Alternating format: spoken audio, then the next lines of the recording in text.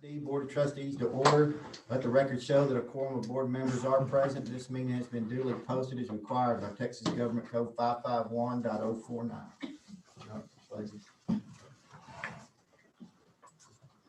I pledge allegiance to the flag of the United States of America and to the republic for which it stands, one nation, under God, indivisible, with liberty and justice for all. honor the Texas flag. I pledge allegiance to thee, O Texas, one state, under God, one and indivisible. Would you lead us in a prayer, please? Heavenly Father, we thank you for this day, Lord. We thank you for all the administration and the teachers and the students, Lord, and pray that you watch over them. Pray that your will be done tonight, Lord. In Jesus' name we pray. Amen. Amen.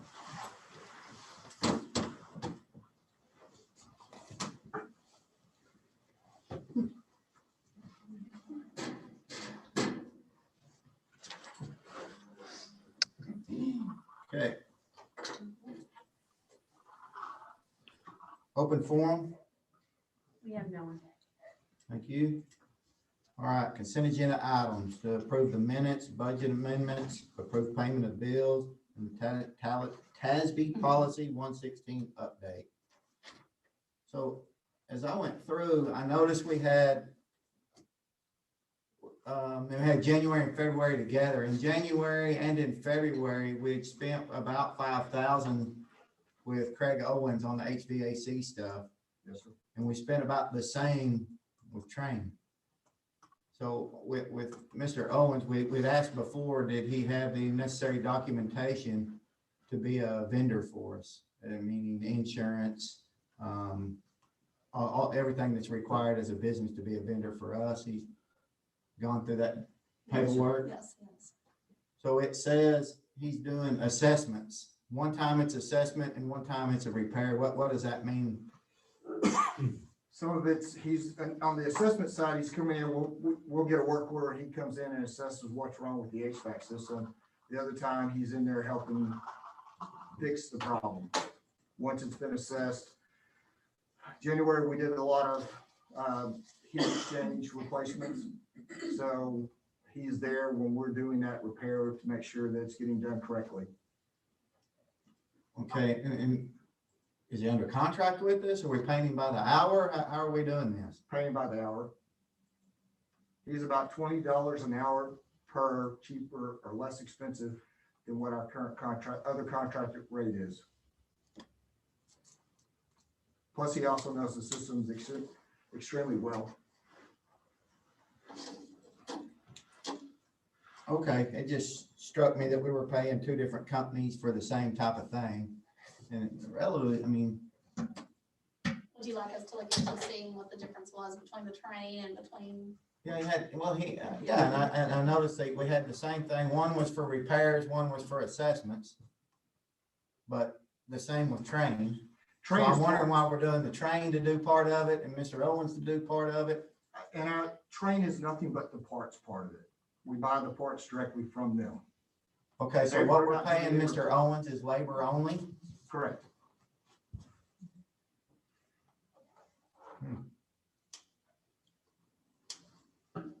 Okay.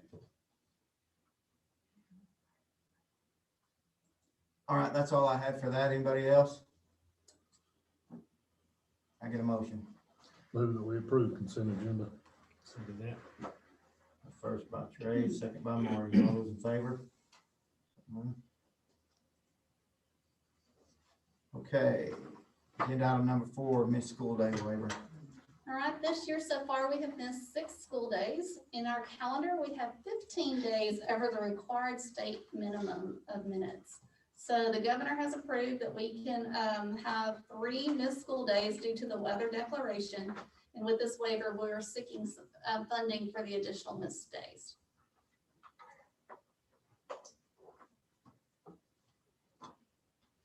Okay, any questions?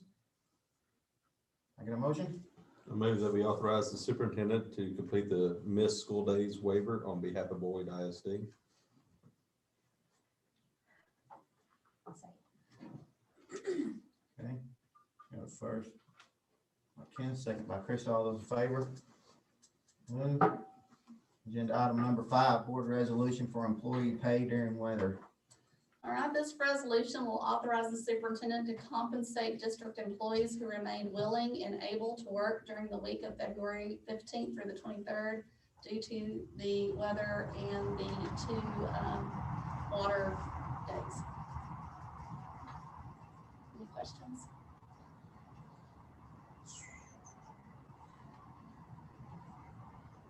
Anything? Motion? I move that we authorize the superintendent of schools the authority to compensate employees for hours and days missed for the week of February 15th through 23rd, 2021. Second. First by Krista, second by Kenneth. All those in favor? Moved. Agenda item number 6, consider and take action to accept the certification of unopposed candidates and approve order of cancellation. All right, due to the 2 unopposed candidates for the upcoming May 1st election, we can take action to accept the certification and approve the cancellation of the election. I move that we accept the certification. Second. First by Trey, second by Kenneth. All those in favor? Moved. Agenda item number 7, delegation to superintendent, final authority to select teaching staff. All right, each year during the hiring process, time is crucial. And so after spring break, that's when we start getting notices of people wanting to resign to go somewhere else for the next year or whatever their determination is. So it's crucial at this point to attain, attract, and retain staff. And as resignations come in the interim times between board meetings, I'm requesting that the board delegate authority to the superintendent to select district personnel, teachers, not administrative staff. We're in Texas Education Code 11.15.13 that authorizes the superintendent to make those decisions in a timely fashion so that we don't lose them to another district. Okay, so this is strictly teachers, Yes, no administration. no administration. Okay, and then if you hire, when will we be notified? This next meeting? But that's gonna be a strict notification only? It would be, you would, we could still go through the contract approval process, but the thing is a teacher will not hire on with us until they get a contract. So what I'm asking is that I get the authority to offer the contract to the teacher so that they don't go to another neighboring district. So I can, it's your discretion, I can, tell you the day of the hiring of the teacher. I can leave it for the end of the week for the Friday update. I can leave it for the board meeting. It's whatever communication you wish to see. As far as contract though, that's pretty cut and dry. I mean, they're just gonna fall into our levels and it is what it is, right? Yes, So it's not like you're individually no. doing contracts with each person. Well, we would offer them a contract for the coming year. Right, Yeah. right. Yeah. The standard teacher contract, yes, you're correct. Okay. I mean, I believe we have our policies in place. I don't really have an issue with this. I like to still see the Yes. roster that you sent us. I like that. I personally think, as far as being notified, I think the weekly update, it's just good to know kind of where we're at in different areas and who we're bringing in. Absolutely, So, and I love those rosters because as soon as something is updated, you'll see it on the roster. Yeah, you could probably just send that and say, FYI, this is the person we told to apply for this position or whatever, but that was my main concern is, it's something, I don't think we really, it's been very seldom we said, no, we don't want this person, whoever you recommend anyway.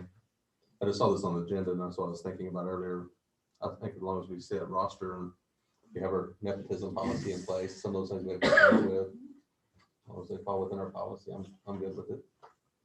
Yeah, and I could see the urgency of being able, if you go to hire somebody 2 days after we have a board meeting and they're 3 or 4 weeks out from us being able to offer them contracts, so I can understand that portion of it. And again, as you said, it falls under the policy. It should be fine. We just gotta make sure it falls into the policy. Absolutely. Yeah, I think time is, sounds like time's critical in these types of situations sometimes, so. Not mistaken, Trey, didn't we do this for Mr. Van because of the same reason? His though would have had to been, that's what I was thinking of, talking about, you know, it's had to be, I guess, right before school, we had that small window. Cause you know, he didn't start his interim till after the school year, before we had Dr. Barty, but I went back through a year's worth of packets and I did too. couldn't find the I couldn't actual one we either. did, but I remember having done it with him, unless I'm mistaken. I don't think I was at that meeting, but I think it would have been kind of, we even got into We this did? last year before school. That last minute, we're trying to fill some of And the he slots. ran into the you know. same issue, was he's not able to, we were having to do special meetings to come up here to help hire, which is what we're trying to avoid with I mean, I this. don't mind a special meeting, but on the, you know, I'd rather. Basically, nothing's changing. I mean, she's gonna hire. That's Right. what she's doing, you Yeah. know? And I think I trust her with the, who she's hiring as far as the teacher, so. Okay, any other questions? Get a motion? I move the motion as presented. First, Trey, second by Marty, all those in favor? So moved. Agenda item number 8, map data growth presentation. All right, I asked Mr. Chappeton, don't know where he went. He went to He knew it was Hitler. his turn and he took off. I invite There he Mr. is. Chappeton back into the room to present map data. Well, good evening, everyone. Hi. As you're aware of, the MAP assessment is a adaptive assessment measuring math and reading performance that we administer 3 times a year. So one of the beautiful parts about the middle of year version of that assessment is it allows us to measure growth, student growth from fall to winter. So the data that I'm going to show you tonight is growth in orientation, and it is from an assessment that was given in January.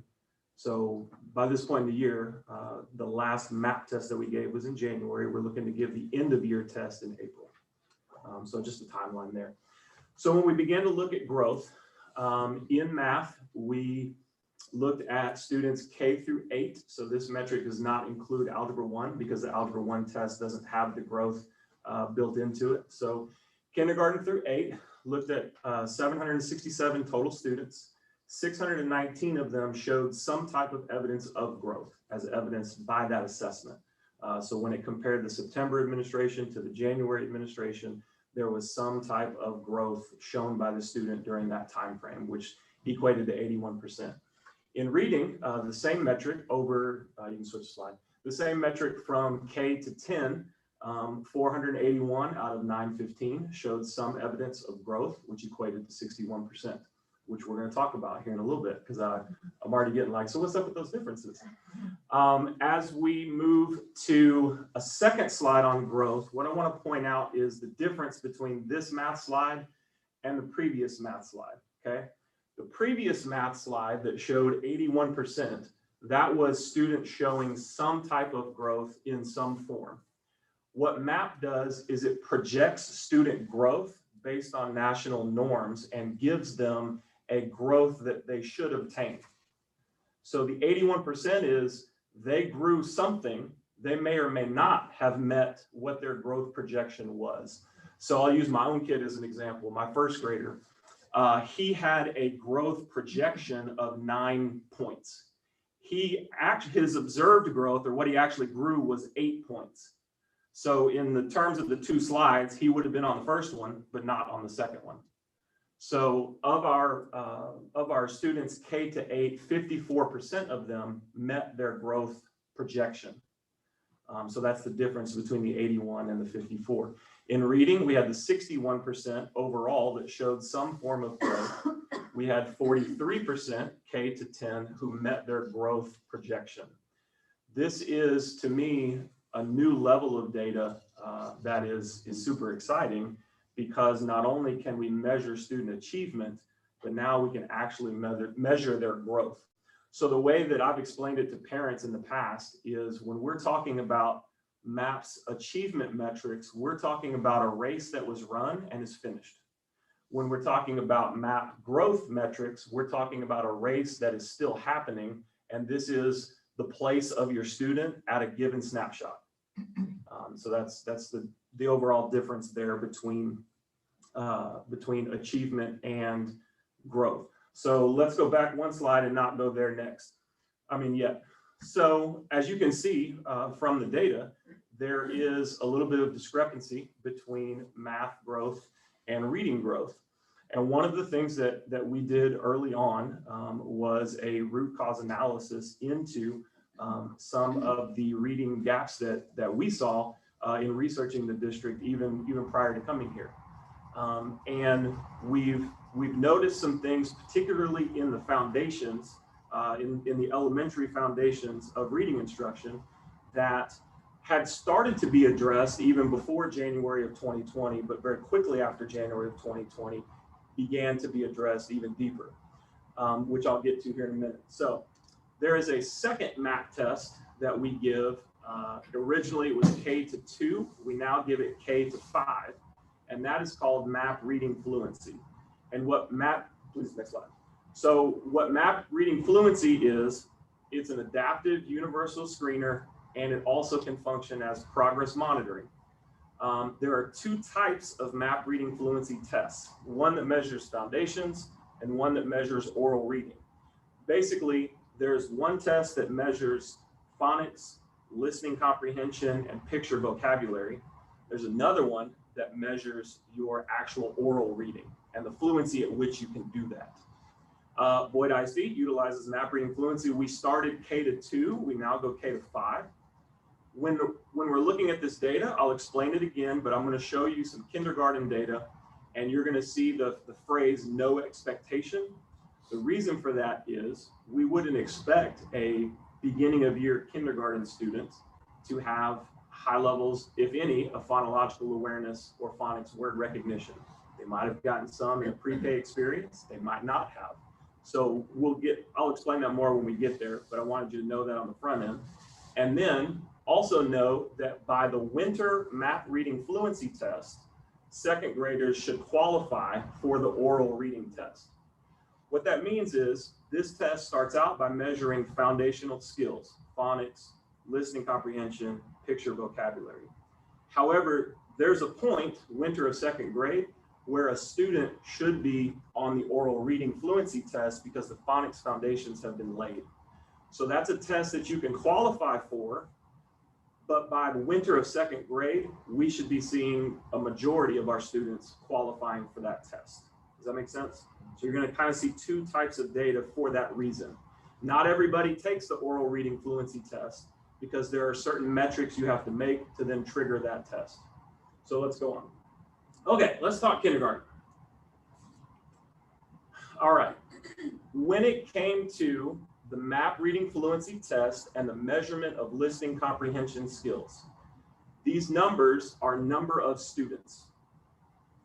So why would I show you data to maybe this granular level or granular level? Because what I want you to see is students below grade level expectation in the fall, 24 of them, are now 10.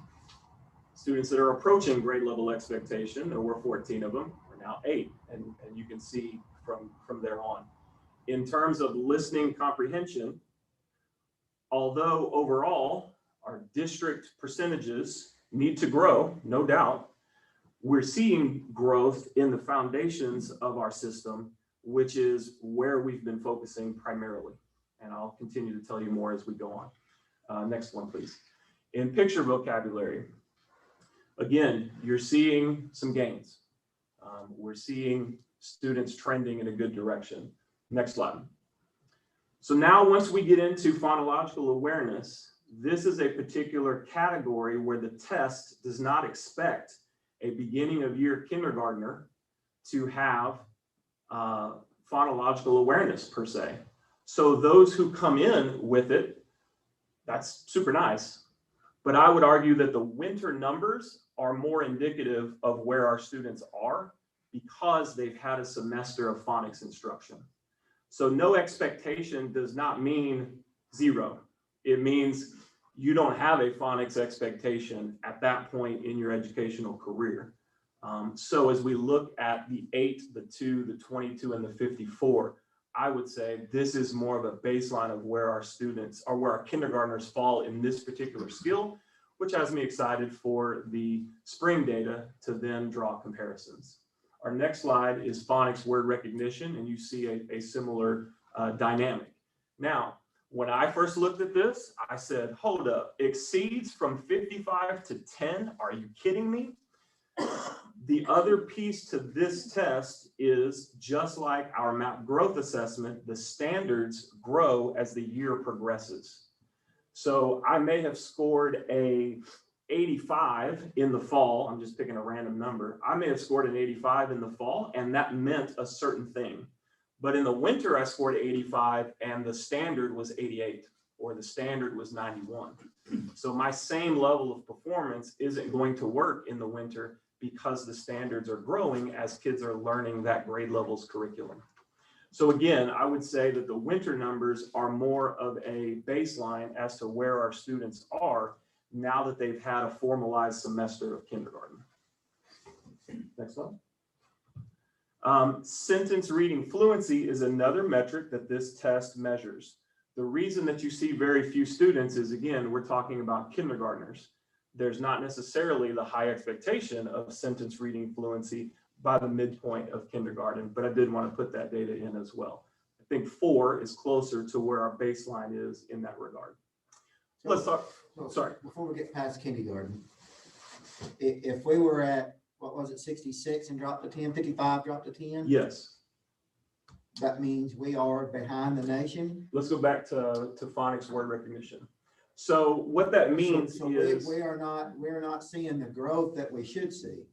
what I would say is we've got kindergartners who started school, and who knows what type of educational experience they had prior to kindergarten. So in September, we measured them, and that was where they fell based on where they were and what they had.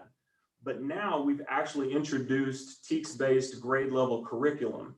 And so I would say that the winter is more indicative of where they actually are now that they've been exposed to grade level state mandated curriculum. Right, but If in the spring, they come back and we see 0 at exceeds and 35 at meets, and we see an overall decline, then I think we need to raise some serious questions and look even deeper than we are already at what phonics instruction is looking like at kinder. but the MAPS is comparing us nationwide. This assessment is based on national grade level norms. So would the expectation nationwide be the kindergartners come in at a low level? And that That's why you the see exceeds is what their expectation is at this point the in the meets. year of their kindergarten year? The meets would be the grade level expectation. The reason you see the no expectation is because they don't have, in theory, you don't know what kind of phonics instruction a kindergartner has had, prior to their kindergarten year. So what I would say we are shooting for is the meets grade level and the exceeds grade level, just like we're shooting for meets and masters in STAR and Right. ESC. Right. I guess what I'm saying is if they come in at the start of their kindergarten year with no expectations and MAPS or the exceeds level is a 91, but we're only hitting an 80. Right? So we're not meeting the level that this MAPS or the nation is expecting us to meet compared to other students in the nation. I could get you data that's that deep. I think in regards to this, what I was looking for was growth trends among ourselves.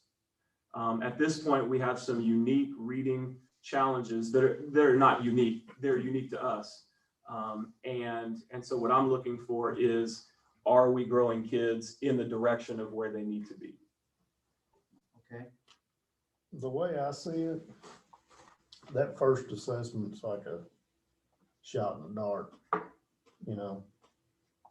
After they actually, like Mr. Chapton's saying, that winter one is the one that, Yeah. that was probably closer to where we were at the beginning. I of the just think it's year. interesting that we had 55 exceed when they had no expectation out of the whole number, 55 students. This is in the exceeds category. I mean, I see where Bill's coming from with this.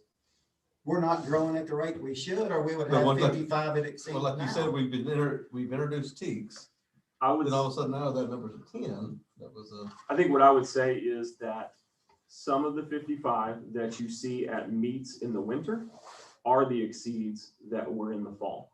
because now they're having to rise to a higher standard based on the current grade level curriculum. And therefore, they are adjusting to that in regards to the test. If they came in high right off the bat, because it's an adaptive test where 50% of the questions are designed for them to get correct and 50% are designed for them to get incorrect, my hunch would be that the test started out pretty difficult in the beginning and then leveled them off once it continued, which is why I would say that the winter numbers are more accurate in the sense of now they've had some grade level TEKS-based curriculum, and I'm looking to see how do we go from winter to spring to really get a true measure on where we're at. I mean, I agree with you on the baseline being the winter. I do see where you're coming from. You know, it's just a little odd looking at it like that. I guess once we see the spring, Right. you'll see the, the 3 steps, maybe you get a better picture. But Once you see the spring, they're out of kindergarten. It'll It's gonna be the beginning of your assessment of first grade that we know whether they truly achieved the level they needed to achieve, right? sorry, say that again. I said it's gonna be their beginning of year first grade assessment where you see if they truly achieved what they needed to achieve. That will give us a baseline to assess kinder and readiness for first. Let's go into first. So in first, again, listening comprehension. Fall scores giving us a baseline. These are students that experienced March of 2020 and were thrust into virtual kindergarten overnight and gave us where they were when they came in. And now we have a strong winter baseline by which to grow from. As we move on to picture vocabulary, again, the numbers look very similar. You also see no exceeds here because first graders do not typically qualify for the oral reading fluency test. It's not necessarily developmentally appropriate at that point. And you'll see that distinction once we get into second grade. Because in second grade, what you're going to find is students that are pretty much either below or they're exceeding because of that oral reading fluency test. By the time they hit winter of second grade, they should be fluent oral readers. If they're not, they're going to score below. If they are, they're going to score exceeds. Let's continue. Sentence reading fluency again. Seeing even with fall as a baseline, seeing growth there into winter. And now as we move into second grade, sentence reading fluency, you see that the numbers really, they're at 2 extremes, right? 2 poles. They're either below or they're at meets, especially right there where we get to winter. Again, the reason for that is you either qualify for, by the time you're winter of second grade, you're either qualifying for the oral reading test because your phonics foundations have grown and are so strong, or you're in the foundational skills, which is listening comprehension, picture vocabulary, phonological awareness, and phonics word recognition. But the tipping point is winter of second grade, where you're either below or you're not. One more. So when it came to that oral reading fluency assessment for second graders, that's our fall percentage and that's our winter percentage. Which again shows me evidence that with more of our students qualifying for that test in the course of one semester, we're seeing trends in the right direction in regards to our phonics foundations, our sentence reading fluency, and eventually our oral reading fluency. I have a question on that. I'm sorry. It looks like you gained 15 students from. I had a question about that too, and I'm going to follow up with the campus testing coordinator to see. I honestly don't know. Is that virtual students that maybe That's what I was didn't wondering, get like in the remote, if they weren't able to. into the fall math testing, administration? maybe. I need to follow up on that. One before it, 114 students. I mean, it's kind of the numbers, the total amount of. 58, 56, right? Yeah. 114. Yeah, I need to follow up on that. And I can get that answer for you too. In third grade, again, we see you're either below or you're meets. Because again, by winter of second grade, you should be qualifying for the oral reading fluency assessment. So we are doing phonics intervention at the third grade level, which is one of the challenges that I mentioned earlier. We are using this assessment to individualize intervention based on student need for students as old as third grade. One more. And again, we're seeing the increase in students that are qualifying for the oral reading fluency, which is showing evidence trending in the right direction. That although these interventions are needed and we would rather them not be, they are taking root and we are seeing growth, student growth as a result. So then that leads really to the final piece of this particular presentation, and that is, what are some high-level instructional actions that we're taking in regards to this data? And again, the MAP growth data is from, and the MAP fluency data is from 2 months ago. So these are some actions that have been underway, some of which are happening as we speak. In math, so we've implemented new to us curriculum resources, many of which that are designed for intervention and are designed to adjust based on student need. And those have been vetted and training, et cetera, through the district curriculum department. Our handbooks of standards that we mentioned earlier in the year in our instructional workshop, kindergarten through algebra 2 of those have been completed with readiness standards. So these are documents that equip teachers in the classroom for instruction. You can see that the math coordinator is on campuses assisting with student intervention in those grade levels and instructional coaching teachers in those grade levels. She's also worked to design units and adjusted pacing for 6th grade. And there was a MAP conference last week that we were able to take information from and immediately apply in teacher PLCs to further train teachers on how to make instructional decisions based on that. In reading, as I mentioned earlier, we identified through the root cause analysis some reading instruction that needed to be changed at our foundational levels. And so as a part of that, last November of 2019, the campus purchased Saxon Phonics resources for kindergarten, and those were beginning to be implemented up until we had to go virtual in March. At the beginning of this year, we started out with McGraw-Hill's phonics resources because that was the curriculum adoption from the 2019 school year. And what we did was we supplemented that adoption with Saxon Phonics kindergarten, 1st grade, and 2nd grade. And so we really feel like from a resource standpoint, the elementary has what they need for deepened phonics instruction. Kindergarten through English 2, handbook of standards, reading coordinator doing specific student phonics interventions, pulling kids, working with them in 2nd and 3rd grades, and then coaching teachers in those grades. We've also utilized high school practicum students to deepen the phonics interventions at the elementary school, and they've been trained through our reading coordinator, and they are also using the MAP reading fluency individualized instruction for the intervention at 2nd and 3rd grade. And then all of our tested subjects will be taking release stars in the next couple of weeks to layer that alongside our January MAP data so that we can make final instructional adjustments leading up to our testing in April and May. And so the reading coordinator is specifically working with 3rd grade by which to do that.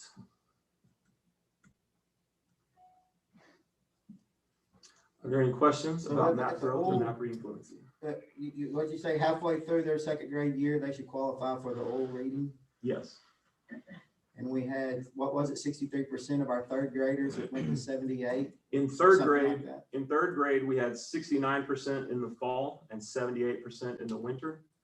In 2nd grade, we had 43% in the fall and 58% in the winter. So ideally, that should be 98 to 100%, somewhere in there. We want right? as 'Cause they many should as all- possible qualify. Right, a year for that. ago, they should have qualified for that, right? It is unique to us that we are systematically intervening in phonics instruction in 3rd grade and even up from there. And that is unique to us. That is one of the challenges that I mentioned earlier that's not particularly common, which is why you see that middle of 2nd grade really being where they should qualify for oral reading. So another layer of that, when I was researching some phonics curriculum materials for 3rd grade, Saxon is actually going away from offering a package for 3rd grade because the demand is so low. So did you provide this same testing to our 4th graders? We provided MAP reading fluency to 4th grade and to 5th grade for the first time in the winter. And the reason we did that was because we wanted to further analyze the impact of phonics up and through 4th and 5th grade. I did not include that in this presentation because we didn't have the fall data to match it with and to measure growth with. But did 100% qualify for the oral reading? Yeah, sorry. I want to interject. We have been working very diligently on reading.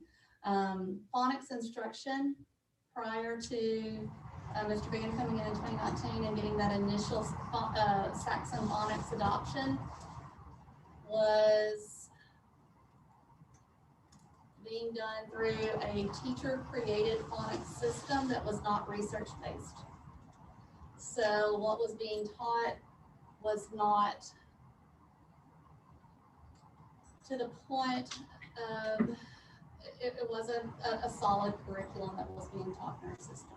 So Mr. Van probably saw that in 2019, he bought it for K1, K used it, first grade continued to use what they had used in the past, and then when we came in 2020, we started using Saxon and we brought it all the way up. So should our 3rd graders be where they're supposed to be? No.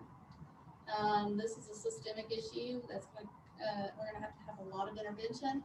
We're going to have even up into our 4th and 5th grade. That's why we decided to put them in with this testing, is that we're teaching phonics in 4th and 5th grade. We should really not have to teach phonics past 3rd grade. But because it was not taught for so many years, these kids have not been subjected to it. So But our 4th graders went to a half a year at 3rd grade. So if they were already behind, from what you're saying, they're doubly behind now because they didn't do 3rd grade. Right? well. So I'm wondering why we didn't do this same testing with those, knowing that they didn't have a 3rd grade. They didn't have a STAR test, they didn't get 3rd grade. Well, a third of it, 6 weeks of it. I mean, yeah, it was, yeah, so I'm not clear on what you're asking. I'm wondering where our 4th graders are at compared to our 3rd graders right now. If 78% of our 3rd graders are just now qualifying for the oral portion of this, Okay. We can do look at what do we that. have 50% of our 4th graders that are qualified, or 100% where they should be? Because I know that 4th grade group didn't have a 3rd grade. Sure, I can get that for you. Yeah, we can get that for you, but what I love about that testing is it has an individual plan for individual kids, so that's why,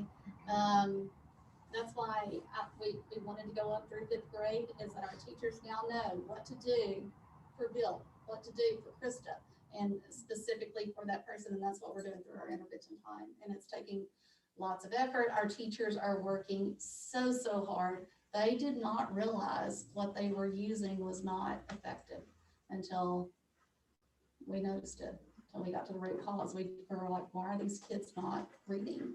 And when we got to the root cause, it was the phonics programs. So what does intervention mean on the individual students? So I'll give you one example because I turned it into TEA on Friday. In a particular 3rd grade class, for example, the teacher can go into one form of intervention. The teacher can go into the MAP reading fluency assessment, can listen to the student read the passages that were provided in that test, can look at the student performance data and can see where it falls in regards to norms and the zone of proximal development. Then the teacher can go into activities that are specifically aligned to what the student needs are and work in small groups or one-on-one if they need to with the student to specifically hit them based on need. And that's a caliber of intervention that is exciting because we're taking data, making decisions on it, and immediately intervening with the student. And the reading coordinator does the same? The reading coordinator is able to do the same as well and is training the high school practicum students to do the same, So which is, it's been really nice. is it a fair assumption that if a normal 2nd grader gets an hour and a half of formal reading instruction a day, they are now getting 2, 3, 4 hours a day? I would say we have made some timing adjustments in order to allow more time for reading and math instruction. But I would also say that we have worked primarily on the quality of instruction, like being able to target the individual student based on need, which is going to make whatever time that we have more meaningful. So instead of doing a blanket lesson to all of you, I'm doing individualized instruction to what you specifically need in the classroom. What were we doing as far as, I mean, I don't know if you would do another sense of the intervention before any of this. I mean, we had still people at campuses and elementary campus that were focusing on students' needs, right? As far as they were testing below, but I mean, is it just kind of, I mean, there was some intervention going on, but not, There was intervention going. Yeah, what was I don't, it wasn't to the specificity that we're doing where, I mean, we see exactly what that individual child needs. They may have had a grouping of kids that may need something and they were doing the best that they that's did what I to was do. kind of wondering if before, if we were just grouping kids out, these kids are struggling. You go over here, then you're going to work with all of them on the same level up here, Possibly. you I know? wasn't here, so I can't speak to Yeah. that, but, I believe that would be how they would have handled it. They're trying to do their due diligence, but just didn't know what the root cause was. And if you don't know what the root cause of something is, it's hard to attack it and get it from that level. So what we've been looking at our intermediate campus. We have some classes that we've offered in the past that are not needed to provide us more time in math and reading. So those classes will be going away.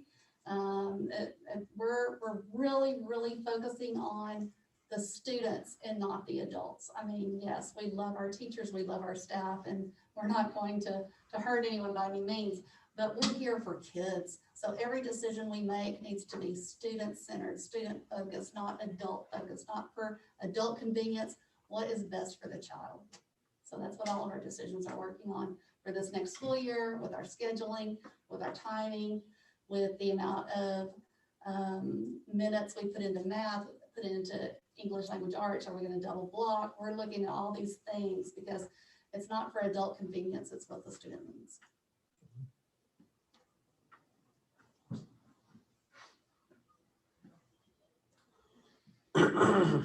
Any other questions? All right. Thank you. Mr. Chapman. Thank you. Agenda item number 9, BISD website.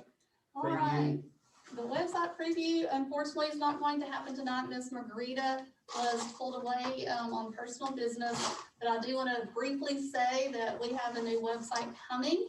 Our previous website did not allow for us to adjust it very easily. So this is totally created by us, run by us.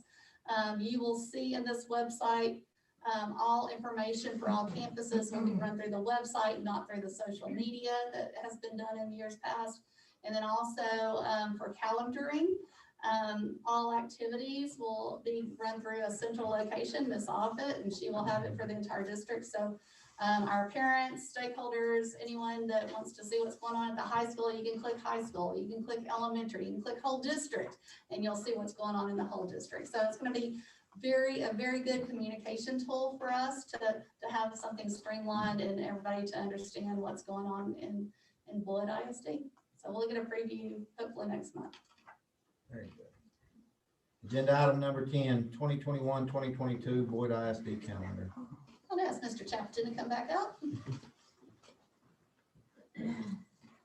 Good evening. We started January 21st with a committee made up of a variety of folks, community members, core content teachers, teachers that taught STAR and EOC grades, teachers with responsibilities in special populations, curriculum personnel, technology personnel, campus administrators, our district HR, and then elective teachers. And we intentionally began the calendar creation and submission process with the district strategic plan. The rationale for that is that those vision, mission, values, and guiding statements are the core of who we are and the core of what we're trying to do. And so if we're going to create an instructional calendar, a calendar with an emphasis on instruction, that's where we need to begin, and that's what needs to guide our process. So during that first meeting, I reviewed our district strategic plan, and then we dove into the process. The process was discussion about the guiding statements. So it's explaining our goals that are formed there in our guiding statements. The process also included looking at surrounding calendars. So we looked at calendars from a variety of surrounding districts, as well as looking at last year's Boyd ISD calendar. And again, what we were trying to do was be faithful to the district strategic plan, be faithful to the instructional needs of the district, and develop a calendar that reflected those needs. We looked at input from community members who talked some about their experience through prior year's school calendars. We learned some from professional development needs.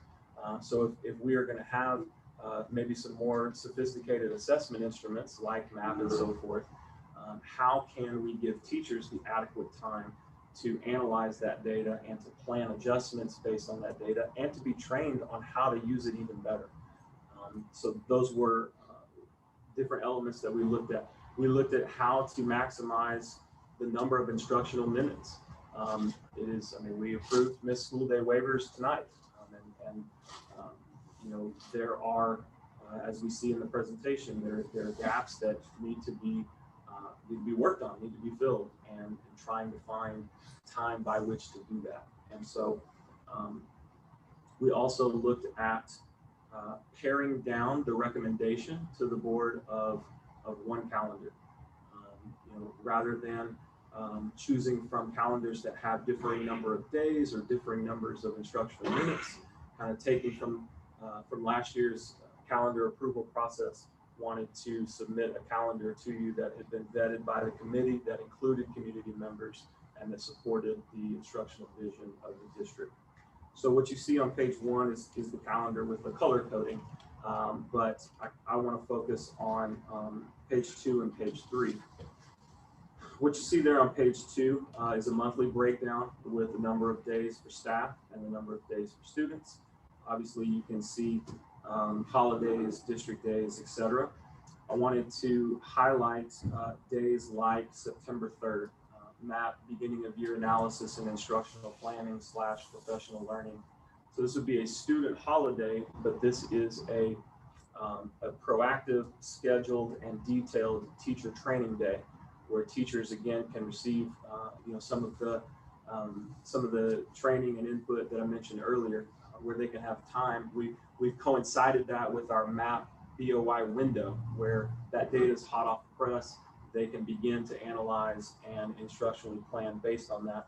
We can also embed professional development opportunities, maybe similar to like our Ed Camp that we did in January of this year, by which to be growing our teachers. One of the things that I'm learning through my doctorate program is that there is like no limit to the amount of work that a school can give you. But along with that, I'm actually studying some research about how when we pour into teachers and we increase teacher capacity, we are at the same time benefiting students, because as teachers grow at their craft, they are even more equipped by which to intervene and to work with students. And so that was a strong consideration in this calendar as well. So you can see all the months and all the dates, etc. But just know that we've tried to be very intentional with those teacher training / MAP analysis days.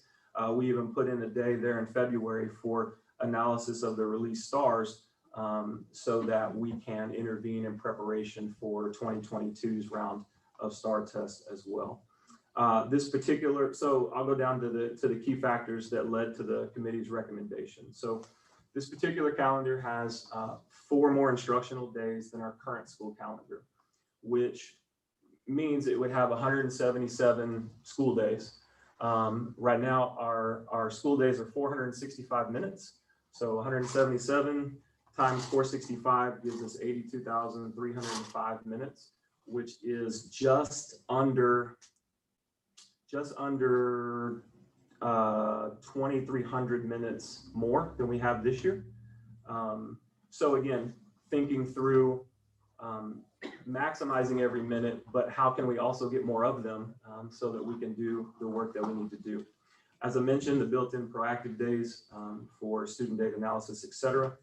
One of the differences between this year's calendar and this proposed calendar is that it would be an August 11th start. But that earlier start allows for us to still be done by May 27th, and it allows us to build in those days. Oftentimes, teacher training or before school stuff is done before school, and that's 4 days, 5 days, 7 days, 10 days, depending on the district. And then the school year happens. What we've tried to do is, rather than doing all of our professional learning right before the start of school, is have less before the start of school so that we can spread those days out while school is in session and make those instructional adjustments along the way and the training along the way that we need to continue to be successful. We've closed the gap between the number of days in the fall and the spring. So that always seems to be a challenge because the bulk of the curriculum happens between August and December. And yet that typically, we're dealing with Christmas break, we're dealing with Thanksgiving break. And so we typically have less instructional days there. So we've at least closed that gap a little bit. Fall semester ends right there at winter breaks. Spring semester ends right there at Memorial Day, and still found a way to work in a 4-day Easter weekend. Our thought was right before STAR is a great time for a little break, as opposed to taking that same break maybe in October. And by doing so, in October, we already have a day there on October 11th. So again, a committee that met multiple times, considered the school calendar from the lens of community members, from parents, from teachers, and ultimately for our students. One of my favorite interactions during our calendar committee time was I was talking about what we do up until STAR, and then some of what we can do after STAR in preparation for the next school year. And the parent was like, I had no idea. I had no idea that there was that much intention and that much thought and that much planning into how school functions and student needs and those kinds of things. So it was, from my vantage point, it was a great experience. And this is the calendar that we would recommend to you tonight.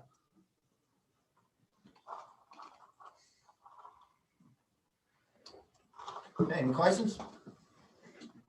It's one I left last year. Can I get a motion? I move that we approve the calendar suggestion. Second. First by Trey, second by Kenneth. All those in favor? Move. Thank you very much, sir. Okay, and we get into reports. Superintendent. All right, I'm going to talk a little bit about Lone Star governance. If you recall, those of you that interviewed me, this is something I spoke about when I interviewed, and for everyone else, Lone Star governance is a program that's specifically designed for governing teams. We're a team of 8, and school boards, along with their superintendent, work to sharpen and cultivate their knowledge and skills for improving student outcomes.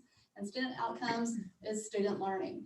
And the Lone Star Governance Exemplar Cohort is a year-long program that consists of 2-day trainings at Friday, Saturday. So we'll do a Friday, Saturday initially, and then we'll do another month, another Friday, Saturday. And then through that training, we will watch our school board agendas and look and see how we are really governing for student outcomes. So the deadline to participate is March 19th, and that's why I'm bringing it to you tonight. The cost of the training is $6,000, which we do have in this year's budget for this. There is a grant for $10,000 from TEA that we would be applying to, so hopefully we could get that plus some extra money for this training. So all required board training is included in this, and it'll be included for the year, including all personal hours and team hours. And this is something that I would really love to do. I think this would grow us as a team, help us look more deeply into student learning, and just help all of us govern more strong for our kids. So any questions or? So when would we, it's a Friday, Saturday, when, do we know, are the dates flexible for when we want to do this, or is it a set time that? Very good question. So really, we're the ones jumping out here. There's gonna be a cohort that's going to start. It'll be with us. Some people will tag along from Cedar Hills, some new board members from Mansfield, and Mansfield ISD has offered to host us. So we're not gonna have to drive to San Antonio, or anywhere and stay in hotels. We'll just drive the hour down, do the training, and come back to our own homes that night. So that's gonna save us a lot of money. So because of that, we are kind of in the driver's seat right now. If we want to do this, we can pick the days that work for us. And then the Cedar Hill folks and the Mansfield folks will just jump in with us. Can't they drive the hour to little old boy Texas? Okay, that's the thing, is if we have it in Boyd, it'll have to be a school board meeting. I mean, and so this way, it's called it's a training. So we're going to a training on an alternate site. So. Plus, it'll be fun going in the Suburban. Be able to drive us off. Yeah. We can sing songs and everything. I mean, whatever. Yeah, I mean, Yeah, we said, I mean, we're Awesome. willing to do this, so we just kind of volunteered the other two to work here. Thanks. We just need to figure out the Sounds best good. time, I can work around any time, but these guys are the ones that. We can look at the calendar when we go back in there and see what's a good time. How quick, I mean, are we talking about the spring, or what is Yeah, this? it would probably start in April. And we can do one in April, and then we can push another one out for the summer, so another weekend for the summer, so we don't have to, because I know our springs are crazy. So we can just look at days. We'll get with Dale Latham and say we'll be working with, and he can help us find the best time for all of us. And if it doesn't work till the summer, we'll see if we can start in summer. So, the thing is I want everyone to be able to attend, so we'll work to make sure that works.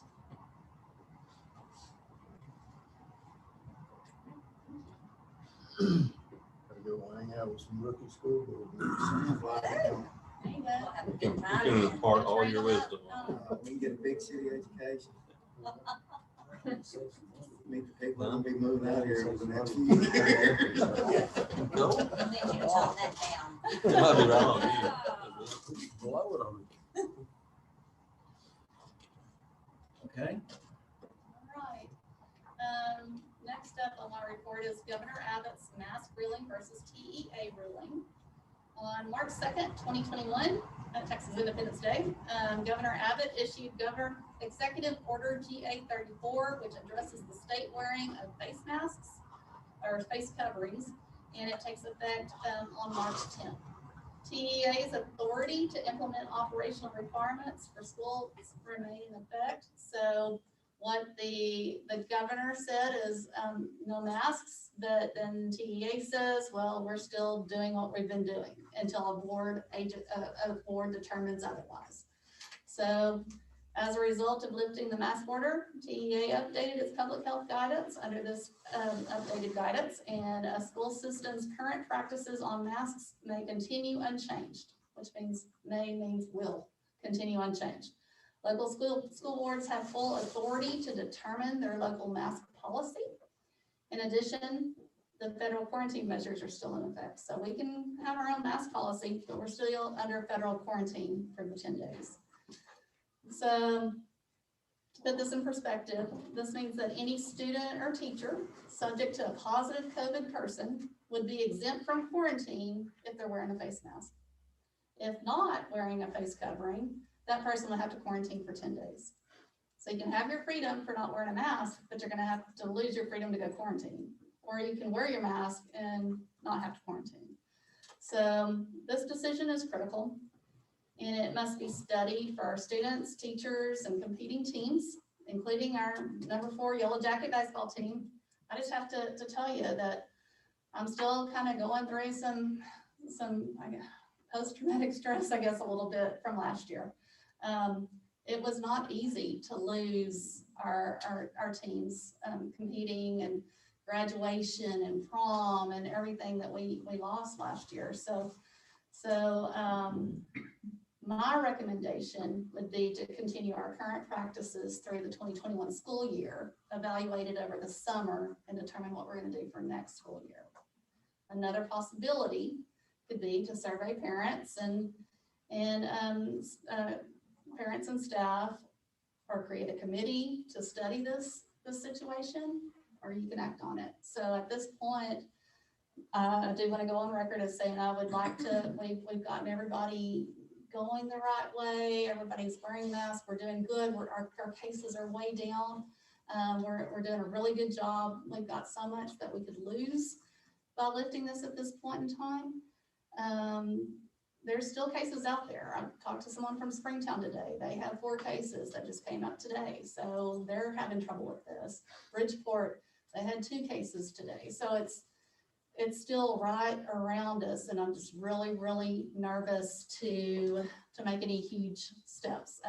All the superintendents were urging Governor Abbott to just wait and hold off on this declaration till the end of the school year, so we can just get past this and go on, but that did not happen. Until they move that goalpost a little further. Yeah, I'm done. I'm parent choice. Me too. Parent choice, teacher choice, that's my stance on it, but I have open mind and I'll be willing to listen to anybody. This, just like wanting to hold back that first of the year, no. I just left the track meet. There's 2,000 people out there without a mask on. I realized we were outside, but it was not like everyone was 6 feet apart. I'm all about encouraging distancing, but I think it ought to be parents' choice. Okay. And I would leave it up to my kid. My kid wants to wear a mask, he can wear a mask. You know, I'm not gonna tell him not to wear a mask, but, No, I totally respect that. And I That's agree, what I because I think. have one on both sides. Mhm. With his senior year baseball, I don't want him to not have one with the other boys. But I think it should be parent choice and student choice, so I'm struggling with the decision, but that's where I'm set to. That's, I mean, coming into that, I mean, I agree with you, that's coming into this meeting, that was where I stood, and, I mean, what you told us about the quarantine thing, I mean, I think that puts a little different spin on it, to me, but I still think it's should be parent choice, student choice, staff.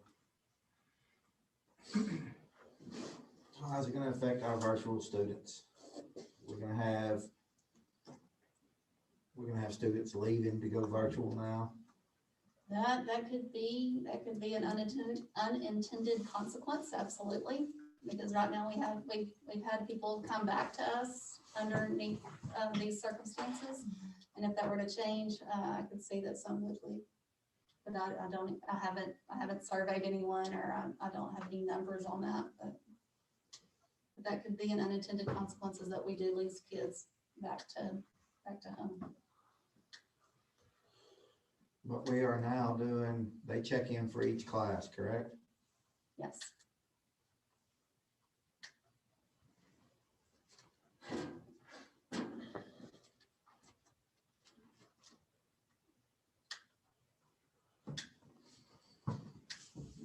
Okay, well, you didn't put this on here as an action item. No, I did not. We can have it as an action item in April. Or can it be a result from closed session? I don't know. I don't think it can be a closed section, result, right? No, it's only real property. Personnel.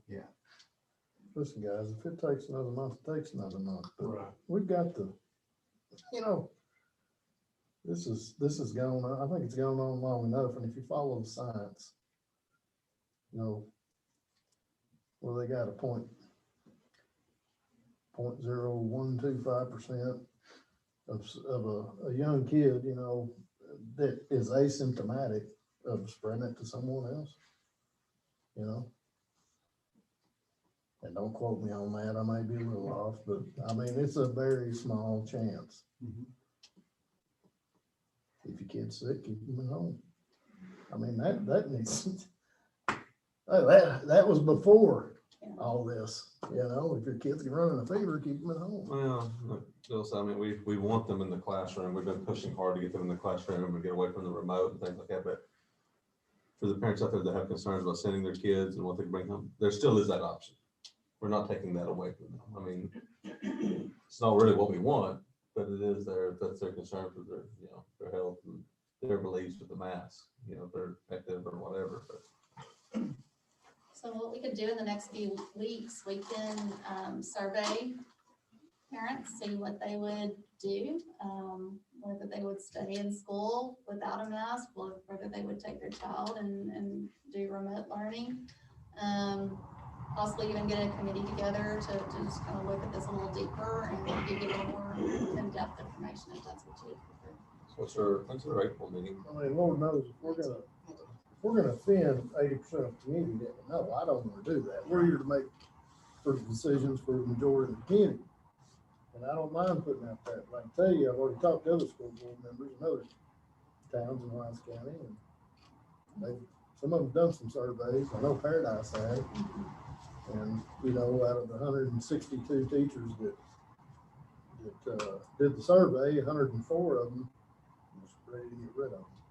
Yes, but they did not understand the quarantine part, and that wasn't part of the survey, so, I mean, it's just all, I'm trying to give everybody. Don't get me wrong, I'm with you, right? I think the one caveat in all of it maybe is if you're doing a extracurricular activity, for example, where if you are exposed, you affect the entire team or the entire bus load or whatever the case may be, right?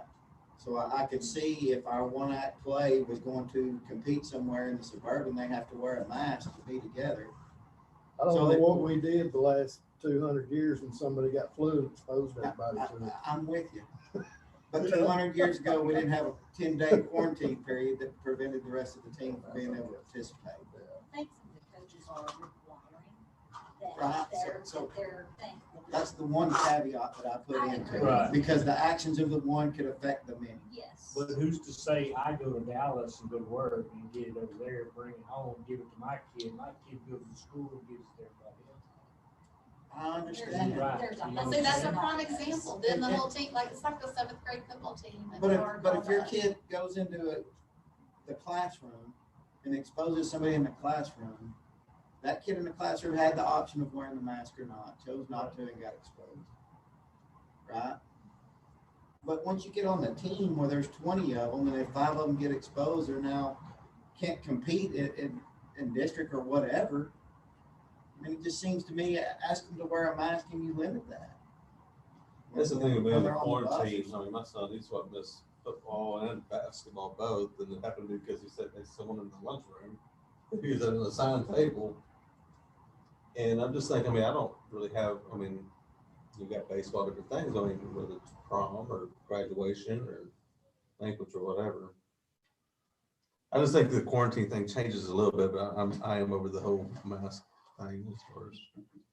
I think we all are, we're tired of it, but, Not Trey, he don't seem to be tired of it. this, Yes, I have to wear one. this has been so hard on all of us, and I'm just thinking, how can we just make it through these next couple of months? Well, it doesn't hurt to certainly ask the opinions of our staff Right. and our community and have that for April. I'm sure we'll do that. We were certainly put in this We'll be position. that much closer in April. We'll see what happens between. Yeah, one and month. I hate that y'all, it was pushed off on you guys to have to decide this for the community. I'll do whatever the majority wants to do with a smile. Maybe a strained smile. I'm straining my smile right now. Very strained. Okay, anything else? No?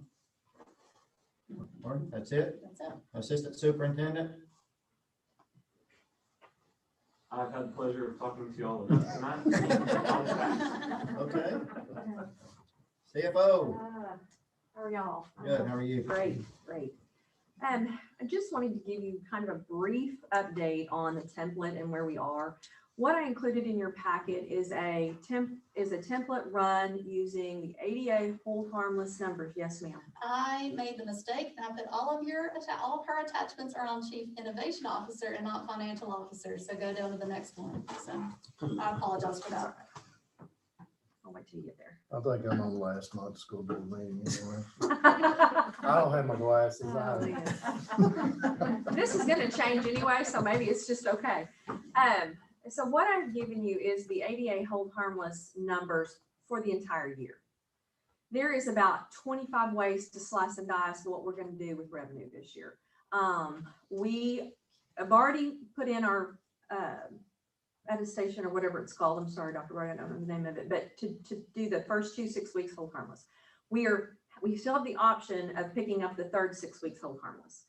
And then we've now been given the option to pick up the last semester of hold harmless. Let me tell you quickly what that does. Our ADA right now for the 6 weeks was 1162. The hold harmless is 1186. So the hold harmless is a higher number. But what's happening is using the hold harmless numbers, we don't have the option of picking and choosing what special populations we're going to include in that. So if we use the hold harmless, we're using numbers from last year. Our CTE numbers went up, our early ADA numbers, thank you, went up. Our comp ed kids numbers went up. That special populations group increased our numbers, but the overall ADA is better going with hold harmless. So what we're trying to do is look at projections many numbers of ways to see what's best for the district. And that's what we'll end up going with. I gave you this one just to show you kind of what it does, where we are. And again, I'm just going to continue to monitor and we'll bring it back to you in April with more, hopefully more information. Whatever's gonna do, make the most money, basically. Yes, yes, yes.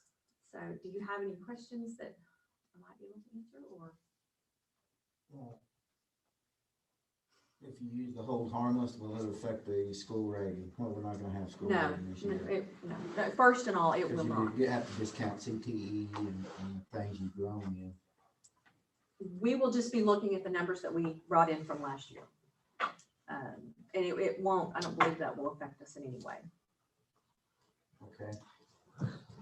All right, is that it on this one? Yes, sir. Okay, so what, 2 or 3 meetings ago, we approved to do the technology. Yes. Where are we at on that? I meant to look that up to see what the latest information is. They were going to give us money. I think they started saying it was going to come out in February. Then they extended the deadlines for various reasons.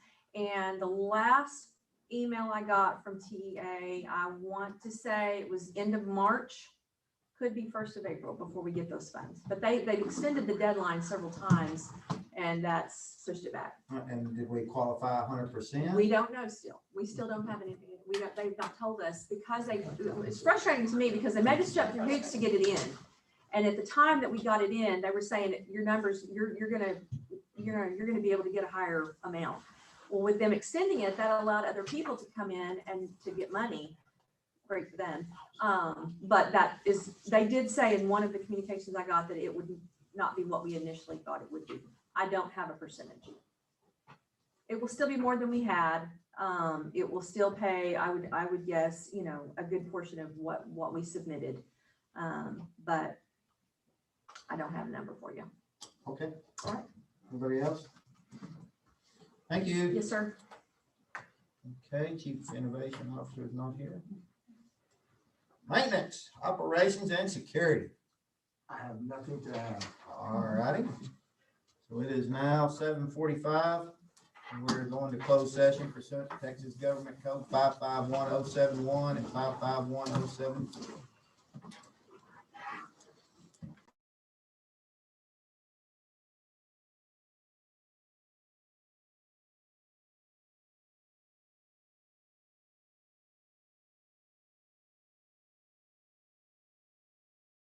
Well, 9 o'clock. Returning from closed session. Actions resulting from executive session. We will hire Casey Steinhauer. Yeah, thank you. I left it in another room. As a teacher through the end of this school year.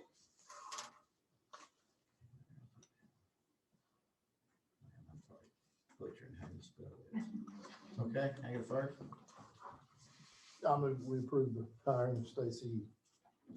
Casey. Casey, I'm sorry. Second that. First by Trey, second by Marty. All those in favor? So move. Go ahead. Now I approve the following administrator contracts. Chris Chaffeton, term 2 year. Christine Magrita, term 2 year. Julie Maddox, term 2 year. Brandon Hopkins, term 2 year. Chelsea Reeves, term 2 year. Daniel Bourgeois, term 2 year. Morgan Harrison, term 2 year. Jonathan Nash, term 1 year. Jessica Ward, term 1 year. That completes that. I move that we authorize the superintendent's recommendations for term contracts. I'll second that. First by Kenneth, second by Marty. All those in favor? Move. I move that we adjourn. I'll second that. Agenda item number 14, adjournment. All those in favor? So moved. It's not, this is not. You want to-